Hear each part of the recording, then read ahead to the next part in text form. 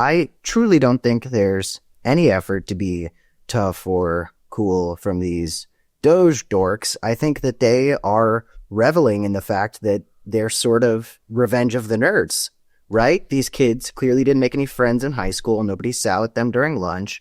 And they said, okay, veterans, you're not going to eat anymore. Hey, liberals, I'm Cameron Kasky, and this is a new episode of the FYPod, where me and expert cutting-edge journalist Tim Miller really get into what the hell is going on with Gen Z. This week, we've got some crazy topics for you, and Tim's going to kick it right off. What's happening, Cam? So yeah, we've been doing the FYPod as like a double, the Tim and Cam moment, followed by the three-way.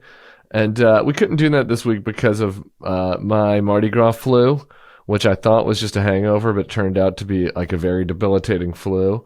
And so this week we're separating it. But sometimes like good things come out of bad things. You know, that's like a life lesson I've learned as an elder millennial. And I don't know. We'll see what the audience thinks. Tell us in the comments. But I kind of think this might be better. Give you guys a double dose. You know, maybe we don't need the Joe Rogan marathon pod. Maybe just little nuggets. I don't know. What do you say, Cam? We don't need to run long. We got to be respectful of people's time. You guys got shit to do. You know, you've got little gaming clubs you're meeting up with people. IRL. You've got third spaces you're going to. You got to walk the dog. You know, you've got to doom scroll. The one thing that I think we haven't covered that I wanted to start with this week, and is the Doge twinks, because it occurs to me that it's been a total failure on my part to kind of get you riffing on this, because they're your peers. The people that are shutting down the government are, in fact, the Gen Zs that we are exploring on this podcast. And so I just kind of want to let you cook on what's going on with Big Balls and his colleagues over at Doge. Well, it's interesting because people are talking about how, you know, Gen Z men trying to be alphas are the real plague of Gen Z. But I truly don't think there's any effort to be tough or cool from these Doge dorks. I think that they are reveling in the fact that they're sort of revenge of the nerds, right? These kids clearly didn't make any friends in high school. Nobody sat with them during lunch. And they said, okay, veterans, you're not going to eat anymore. You're not going to get health care. Farmers, you guys are fucked. Because we didn't have any friends. And it's very sad because I think everybody deserves friends. But these Doge kids, I mean, what can we even say, right? You know, we can speculate on when Trump and Elon are going to get in a Real Housewivesian fight with each other and like exchange mean tweets about each other until all of our post-World War II alliances are fully deteriorated. And it seems the cracks are already showing whether or not Trump is tweeting that he's going to buy a Tesla. And it's really interesting because it used to be that buying a Tesla was almost a sign that you're a liberal, right? Yeah. You see the Tesla parked in the driveway and you're like, oh, there's another blue voter. But now suddenly it really seems like buying a Tesla, which is a really cool car. You know, I can't say what I think Elon Musk deserves live for people to hear, but I will say it's a cool car. Whether or not it breaks all the time and kills people, but it's kind of a right-wing symbol now, right? Especially the Cybertruck, that fucking ugly piece of shit. But before we get into these Doge wunderkinds, a word that I see them use, which makes a lot of sense because it's German, and I'll let you fill in the blanks. What do you think about an impending breakup between apartheid daddy and sexual assault daddy? When do you think it's going to happen? I'm not sure that it's going to happen. Here's why. Or, I mean, everything dies in this world, you know, and it doesn't seem like really either of them have a lot of longtime friends. So, you know, there's that. I guess Elon is, 50-50 with the PayPal mafia. One of his old friends, Reid Hoffman, he's libeling as a sex pest, you know, and making random Epstein Island attacks against. So, you know, eventually Elon does turn on you. But today, I mean, as we're taping this, Donnie has said he's buying a Tesla. Donnie Trump is buying a Tesla, and it's a very strange. It's like It's a very third world kind of thing that we have the president out there just like hawking product for his biggest donor and a staffer. It's kind of something that we would have frowned upon in the past. But he's showing that he's standing in line with him. And I think part of this is because I think there are two things happening. One is Trump knows that he like still needs Elon in a way that he doesn't need a lot of his other staffers for the money, for the muscle. He knows that Elon can go bully any Congress people that don't vote for the agenda and like run primaries against them and spend ungodly amounts of money. Because despite his failures in his businesses lately, he still has ungodly amounts of money. Well, so that's what I think this Trump Tesla tweet is. I think Elon, who is the puppeteer, not as though it's any sort of secret, said to Trump, hey, my businesses are all failing. I need a bump in Tesla sales. I need you to tweet an ad. Yeah, I agree that I think this is what's happening. Or, I mean, who the hell knows whether Elon asked him or whether just Trump came up with this great idea himself. Whichever genius came up with it, though, I do think that it's backfiring. I mean, to get to a point that you were referencing earlier, like there was a period of time where kind of my peers, really, like West Wing, elder millennial libs, and Gen X libs, and even some boomer libs were out there buying Teslas as almost, in part because they wanted to help the planet, in part because it was kind of like an NPR tote bag in vehicle form, right? And so now, like, all those people are horrified to have a fucking Tesla. The brand is becoming shit. Foreign sales of Teslas are going down. So does Trump tweeting he's going to buy one, does that help staunch the bleeding, or does that make it worse? I don't know. To me, I feel like it's a misdiagnosis of the problem. And I do think I have to imagine that, like, among your peers, and we spend a lot of time talking about the Zoomers that are lurching right, but still, I mean, it was still the generation that voted the most for Kamala.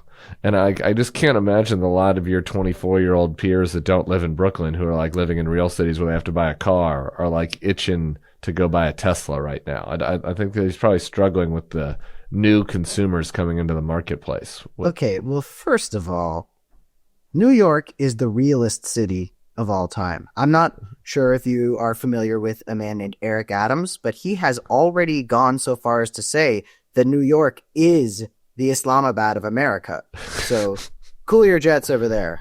But yeah, it's interesting. Elon's businesses are all failing. It's sort of like Trump, right? Like they just fail and fail and fail. And because of the way that our society is structured, well, let's be fair to Elon. Elon's businesses at least succeeded for a while. Trump never had any businesses that succeeded, really. Totally. Regardless, turns out when you're really fucking bad at managing stuff, sometimes it doesn't go very well. And I appreciate you pointing out the fact that Gen Z was the generation that showed up the most for Harris, because it seems like a lot of older liberals who are rightfully and understandably so disappointed in how many of us voted for Trump. All you fucking other generations did it too. So yes, I agree. There is poison in Gen Z and it's only going to get worse. But why don't y'all look in the mirror first? But anyway, speaking of Elon. But you don't have any pals. I mean, you don't have any pals buying Teslas. I mean, you have a broad social network. Do you have anybody out there who's like you, 30, who's my brother purchasing a Tesla? My brother purchased a Tesla, but he skews to the right, so that's not surprising to me. Yeah, I mean, it's interesting, right? If I had enough money to buy a Tesla and was living in a bigger city right now, I just lived in Los Angeles for 2 years. A couple of years ago, I would have been like, oh, I'm going to buy a Tesla, right? So cool. To be honest with you, I wouldn't have thought of the environment at all, but it wouldn't have hurt. But it's like, oh, it's such a great car, right? It's just smooth drive. But now I would absolutely buy a competitor's electric car, because buying a Tesla at this point is almost an endorsement of fascism, right? I mean, I'm a Jewish person and this guy's doing Sig Heils. You can call him Roman salutes all you want. I don't care. So I don't know how I'm supposed to support this guy, but this kind of brings me it's to like, the it's almost, I mean, it's saying that buying a Tesla is like supporting fascism is, I guess, like, it's like it's true, but it gives it a seriousness, that I think my point is even more broadly within the generation, like, wouldn't buying a Tesla just be kind of like getting an I have herpes tattoo? I mean, it just is a very unappealing brand right now. Yeah, I certainly wouldn't want a tattoo like that, nor would I want herpes. But this No brings me judgment to for the people that have herpes. Like just no, because of people course are not. having a good time, Cameron, Just be don't safe. be safe. Nobody That's in my true. generation's having sex, so it doesn't matter anyway.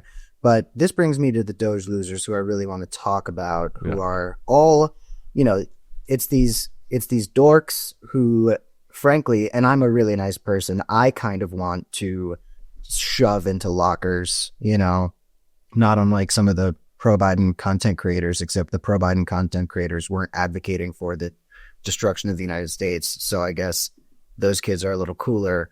But all Elon basically imported these little thralls, these children who, of course, they're going to listen to Elon Musk. He's the most powerful man in the world. Kind of hard to argue. And he's telling them, "Ooh, we're going to give you super secret government clearance to do whatever the fuck we all collectively want." And these kids are all direct, or at least mostly directly linked to Elon via one of his companies, or of course, Peter Thiel, America's answer to the question, could you possibly get more pathetic than Roy Cohn? So there's a couple Doge losers I want to emphasize. I think Elon and Trump are really going after the people who name these kids. And I obviously don't want to be the target of the United States government like some college kid using the First Amendment. But hypothetically, if I were to name any of these kids, excuse me if I get any of them wrong, we've got Akash Baba, Edward Coristine, Luke Ferritor, Gautier Is Cole Luke Big Balls, Killian. or is Luke the guy that was uncovering the scrolls? There's definitely one who calls himself Big Balls, and I highly doubt his balls are big. And if they are, slay, but I doubt it. There's Gautier. Oh no, Cole I'm Killian. sorry. I apologize. We have to get this right. It's important in the woke left, in the woke liberal, never Trump media environment that you get everything right. It's Edward Corsitine that calls himself Big Balls. So we regret the error. Sorry, yeah, that's Big Balls. Gavin Kliger, Ethan Shaotran, aged 19 to 24. So these are some of the kids that are coming in and saying to the veterans, hey, veterans, they're not even saying thank you for your service. They're just saying, no, thank you for the service, no food, no health care. Hey, social services that the Americans who voted for Donald Trump rely on, you're going to go away. I saw this thing on Wired. All of a sudden, Cameron's like JD Vance over here on this podcast. It's like, where is my thank you? I've not heard you say thank you yet. Well, also, like JD Vance, one of the things we have in common, I will openly compare Donald Trump to Hitler, which JD Vance was doing quite recently. So there's this kid named Marco Ilez. All of these, I'm having a hard time pronouncing any of these Doge kids' names. He's 25 years old. He's a former SpaceX employee who holds administrator access to IT systems handling tax payments for the U.S. Treasury. Now, with these Doge kids, they erased all of their digital footprints and locked their social media accounts, which is no loss for the world because it was just going to be memes of Pepe the Frog saying the N-word. But the important thing here is, while we look at the impact all these kids are having, the dark and terrible impact, we need to recognize that they're fucking losers. The Doge kids are dismantling United States democracy, and they are attacking the citizens of this country, and they are losers. And losers are scary people. Because when you're a surprise loser, for you, Cameron. when you're a loser, you ready? Let's hear it. Here's my surprise for you. You were planning on this, and we're just mind melding. You're planning to I didn't know what your take was going to be on the Doge kids. I mean, it's not a surprising take, but I didn't know exactly what it was going to be. And I'd prepared you a TikTok that I came across from a girl who's peer of yours, young woman, excuse me, who knew one of the Doge kids. And I want to play for you as a surprise this TikTok of a young woman who used to go to frat parties with one of the Doge boys. The Doge employee, Jordan Wick, who is posting on his public GitHub classified government information like the locations of our undersea cables, was in the same fraternity as my brother at MIT. And this guy, Jordan, was asked to put 90 beers on ice for a party. He poured the bag of ice into the bucket, cracked 90 beers, and poured them over the ice. That is the kind of brain power that we're working with at Doge. Pray for America. We're praying for America. That's pretty good. That's pretty good material. Here's a similar story. During the fires in Los Angeles, these slow little boys, Tyler Hassan and Brighton Shang, they flew to California to open the pumps themselves and catch a photo while doing so, CNN reports. But two issues stopped them. This is all part of Trump's more water means less fires narrative that really took off with people in America, because people in America, they like the simplest, dumbest explanations for things. So when you see the fires going on, you don't talk about how Los Angeles is basically a city that might as well have been designed by a fire, the way that it's laid out. But you're like, oh, more water, good. Anyway, first of all, the power was off due to planned maintenance when they were trying to release more water. Second of all, Shang, probably like 23 himself, he wasn't an official federal employee yet, meaning he couldn't access the pump, nor could the other kid. And they didn't get their photo op, an unnamed source with knowledge of the incident told CNN, adding it represented what Doge has been this entire time. This slapstick operation of 20-somethings they're seeing as whiz kids, but have zero knowledge. Now, of course, the Doge still touted victory by posting a pic of these little slow boys and saying they did a great job, which is just like the fucking participation trophy ass loser shit that the right's always talking about. And by the way, it would be so much easier to talk about these kids if it wasn't misogynist to say the P word.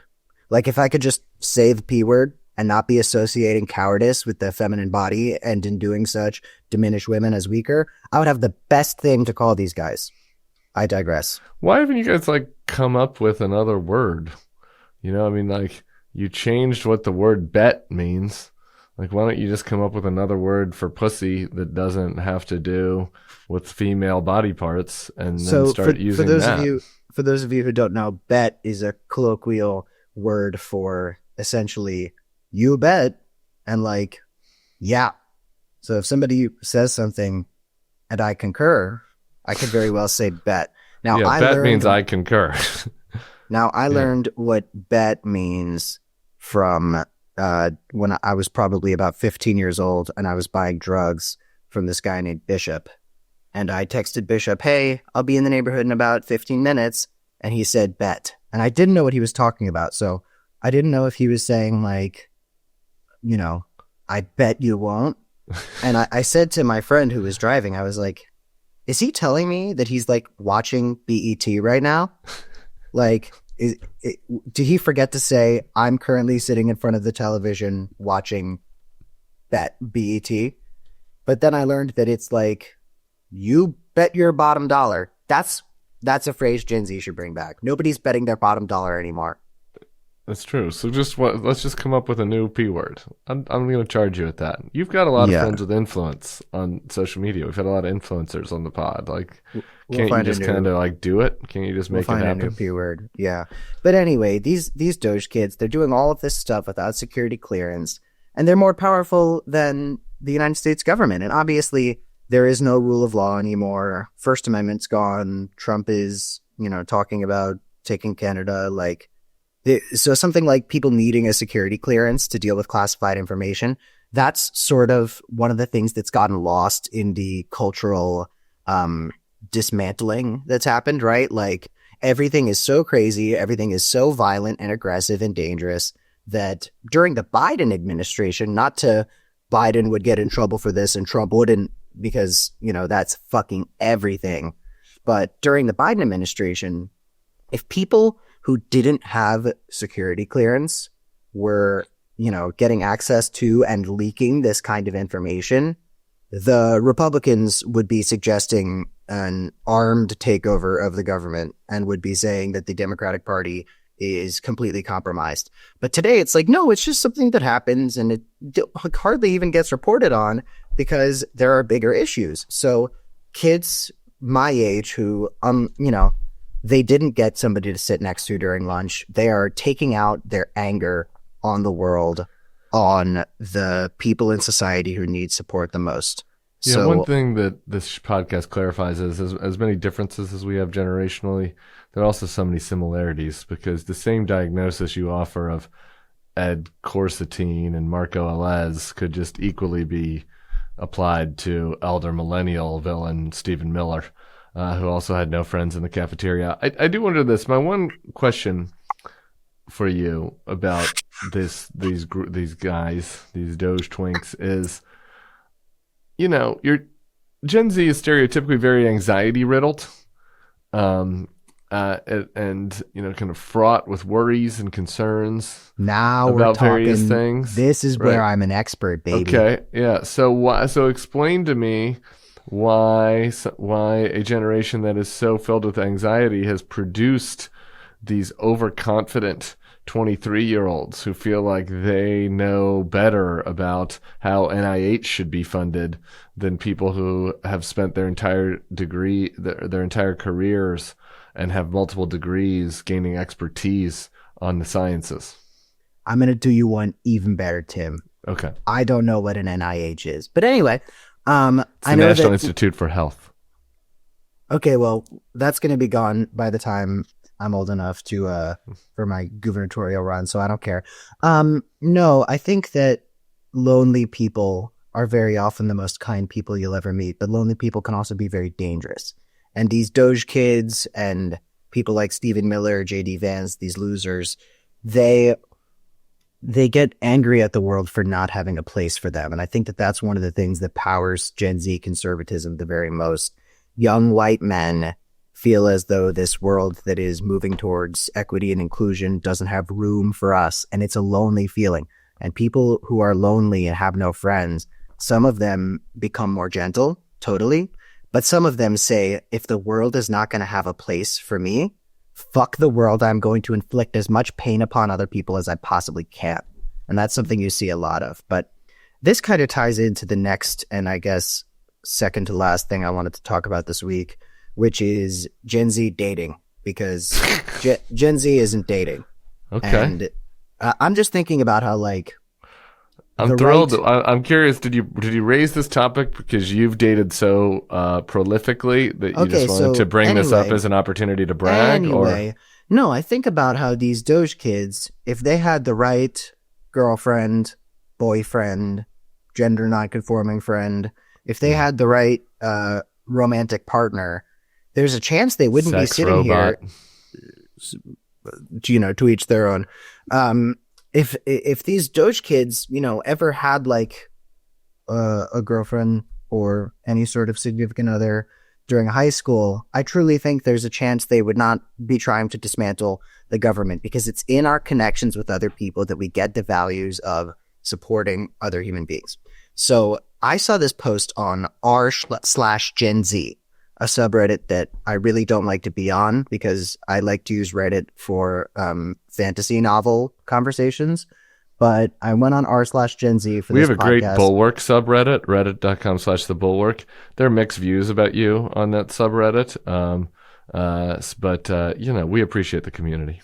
If everybody at the Bulwark liked me, I would be embarrassed. I'm very happy to be controversial. I want half the Bulwark to like me, and I want half of them to be like, fuck this guy. But I saw this post that did pretty well on r/Gen Z. Actually did extremely well. It was one of the top posts of the week. Man, I wish I had a girlfriend, or at least went on dates or something. I'll re-download a dating app. But you tried them for months and very rarely got matches. Which, side note, of course, I'm sure we all know these dating apps are not designed to match people up. These dating apps are designed to get people addicted and keep them using the app as long as possible. Back to the post. I should at least try. But it also really hurt your self-esteem. It's because I'm fat. I just need to lose weight.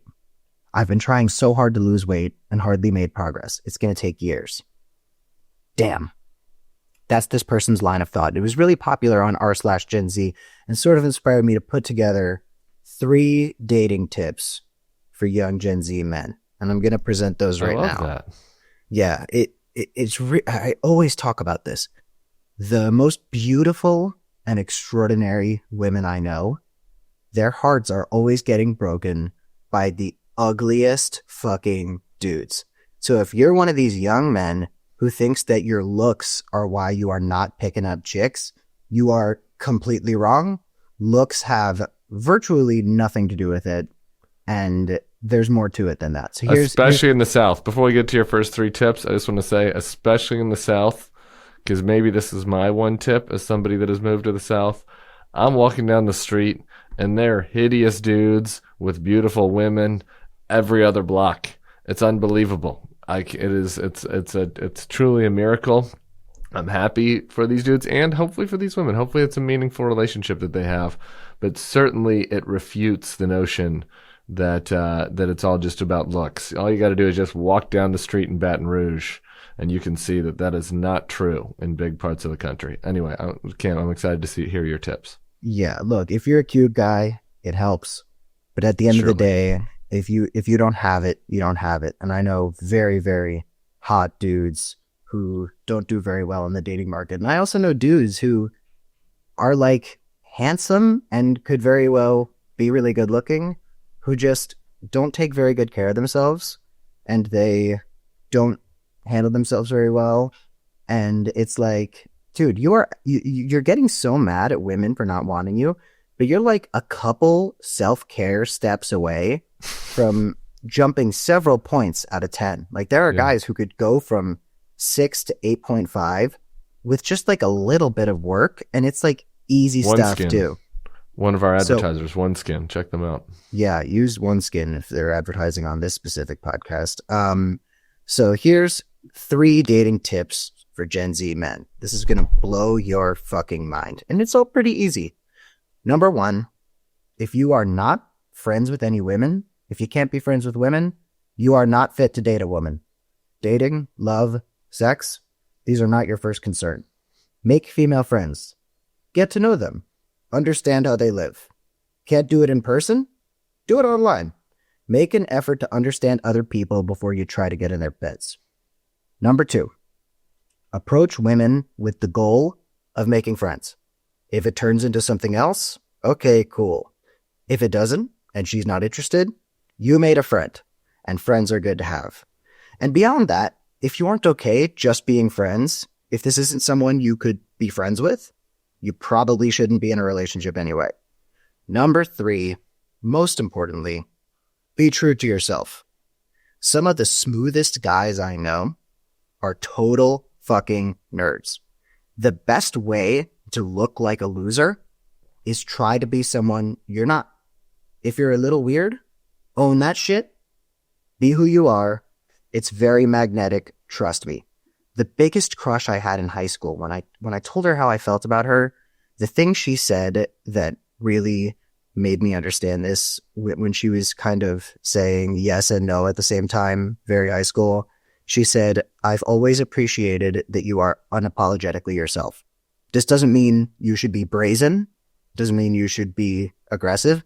It just means if you can act like somebody who is being true to themselves and comfortable in their own skin, people respond to that. I've got a couple notes. I think those are great tips. I agree with all of them. I'm going to add a 4th tip and then give one addendum to your second tip. Tip 4, attempt to approach a woman in real life. I know it feels crazy out there, but I don't know. Just try. Possible rejection might possibly happen, but going up to a woman at a party or a coffee shop, not being creepy about it, and just saying, "Hey, I like your vibe. I'm interested.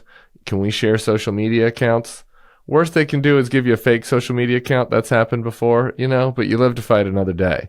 And I got to tell you, I don't addendum think that... to your addendum. Sorry. Yeah, please. Tip 4, and then a little bullet point after. Bullet point, yeah. Or just try to talk about stuff first before. Yeah, we're trying to talk about stuff first. Great point. Thank you. Good bullet point. Be like, grab your friend who has a mustache that he doesn't need and say, "Hey, real quick, I'm so sorry to bother you. This guy's got to shave, right?" And suddenly you're talking about something. That's much better than my advice. Yeah, that's much better than my advice. That's great. Cam is giving you very actionable guidance here. So, but anything, I don't think. I think that your odds, I guess, let's just put it math-wise. On the apps, people that are upset on the swiping, because you're getting compared against the pool of the whole universe. of people that are looks maxing and mogging and doing all the other Gen Z shit, and so you're being compared against this entire pool on the Hinge app or on Tinder or whatever. In real life, that's not true. I think, as far as I can tell, a lot of women people aren't flirting with them anymore, really, as much in real life. I mean, obviously they're getting flirted with some, but so it's kind of nice. It's refreshing. It's new. It's flattering. You're not competing against Dylan Geik, who is also swiping the same person. You're only competing against the other people in the coffee shop. Go back and listen to episode 1 if you want to know how hot Dylan Geik is.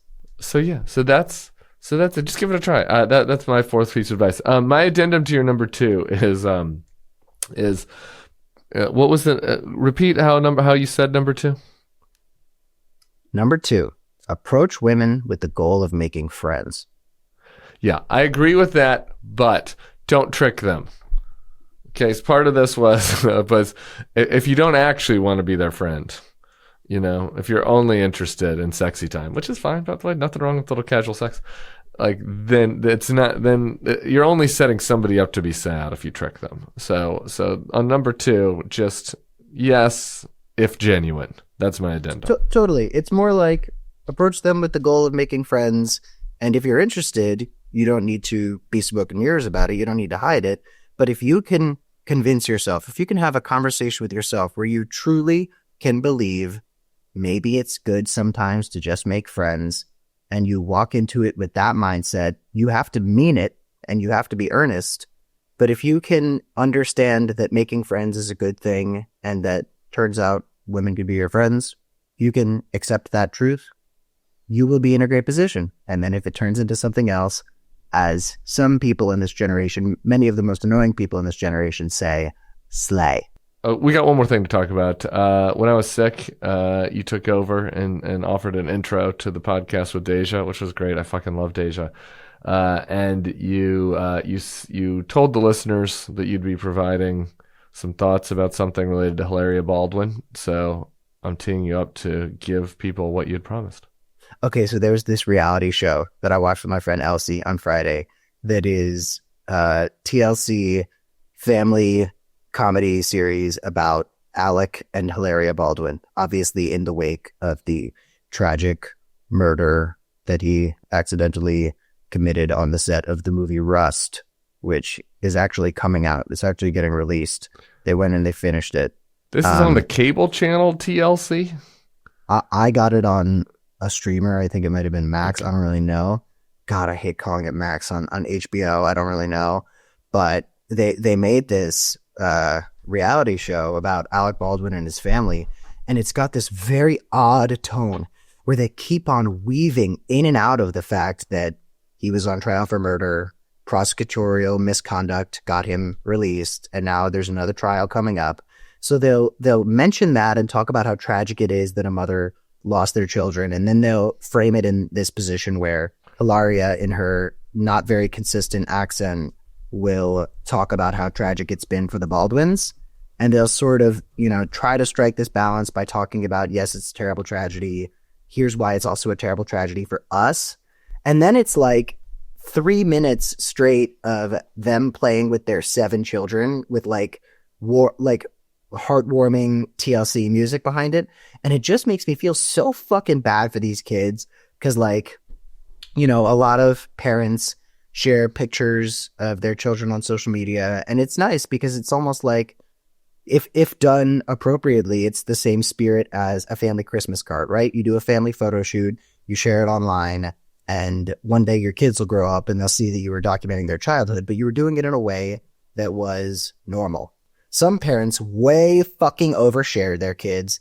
And then you've got Alec and Hilaria Baldwin, who are not only bringing a camera crew into their house with their 7 children while they're all, 2, 3, 4, 5 years old. They're also doing so interweaving this narrative about this guy committing fucking murder. So it's so strange thinking about these toddlers growing up and being like, oh, here's this strange, totally inconsistent documentation of my childhood. And here's me and my daddy playing with toys and pets. And then also here's, this sad music and this murder trial. And then here's mom talking about how she was unfairly roasted for her strange relationship with her heritage.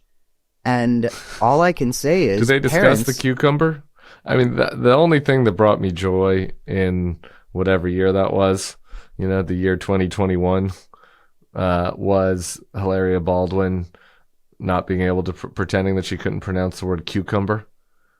I didn't even know about that. You don't know about this? No, but it's interesting. Alec Baldwin played Trump on SNL. I think he did a great job. It was very funny.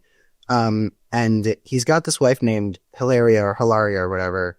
And she's very Melania coded. Both of them sound so odd when they're speaking. There's something so uncanny about it, almost like somebody told an AI voice generator, like, make an accent that's sort of hard to place, and also have somebody, a beautiful woman, sound at all times like there's somebody off camera pointing a gun at her. Maybe Alec Baldwin. Maybe it was even Alec Baldwin pointing a prop gun at her. But yeah, all this is to say, this is just my message to parents, that you ought to be careful what you're posting of your children. It is so often that the pictures of my friends that are the ugliest are the pictures their parents post, because when you see your kids, you're like, there is nothing more beautiful in the world than this child. So you don't really have a good sense of when they look fucking ugly. But my friends are always talking about how the pictures mom's posting on Facebook, they look terrible. And mom doesn't understand, because mom is like, you are the most beautiful thing ever. Please make sure your children look. I'm cutting that. At least ask them. No, don't cut it. Just ask them. Just ask them. Ask your kids. Be considerate. Or don't ask your kids, and fuck it, who cares? They're your kids, you can do whatever you want. I got a kid, I'm going to post what I want, all right? She's going to find love with or without, whether I post the most beautiful picture of her. But here's the thing. Every picture is great. You're right. I'm sorry. I can't decide between the good and the bad. I do have one bone to pick with you before we leave. I've not watched, you did not give me the homework assignment to watch this TLC show that streams on an unknown streamer, possibly Max. But is that not life, though? This notion that, like, you have a trauma that you're dealing with, and for some minutes during the day, you're really consumed by this trauma, and then for other minutes, you're just playing Candyland with your children? Like, is that not the reality that we want from our reality TV show? Well, listen, I have, the trauma that my classmates and I carry with us every day from the school shooting that we were in is eternal, and we'll never fully understand it, and it will be with us for the rest of our lives. But what I think I've done an extraordinary job doing is establishing my individuality and my identity as somebody who would be really disturbed and fucked up anyway. Shooting or no shooting, I would be an unwell person regardless. And I agree, the trauma and the fun and the happy moments are interwoven, right? So often my friends and I who were in this school shooting will laugh through the pain, but also think about the PR that this is doing for Alec Baldwin. He has another fucking trial coming up. There's going to be civil court, and he's making this sob story about how unfortunate it is that he killed somebody, and he's dragging his fucking kids into it. Got it. Okay. I just wasn't. I wasn't quite figuring out the critique. Your critique was not that it did not feel true to life. That there were moments where you have sappy music and moments where it's dark. The critique is, why are you doing a documentary and traumatizing your children at this very sensitive moment? Traumatizing your children, and also just making yourself look worse ahead of further moments in court. So with that, I'm going to say thank you, everybody, for listening to FYPod. Please do not mistake what I have said about this Alec Baldwin show as a recommendation of the Alec Baldwin show, because whether or not there was actual murder involved, it is totally inconsistent. And if you're going to make a piece of nonfiction, a documentary, it has to be around an interesting subject. And they somehow managed to make guy who got away with murder boring. So do watch the Hilaria Baldwin cucumber clip, though. Couldn't recommend that more highly. We have tomatoes. We have how do you say it? Cucumbers. Tune in next week. We're going to be talking about even more Gen Z topics, and maybe Tim will feel a little better. Thanks for listening, and please patronize all of our advertisers.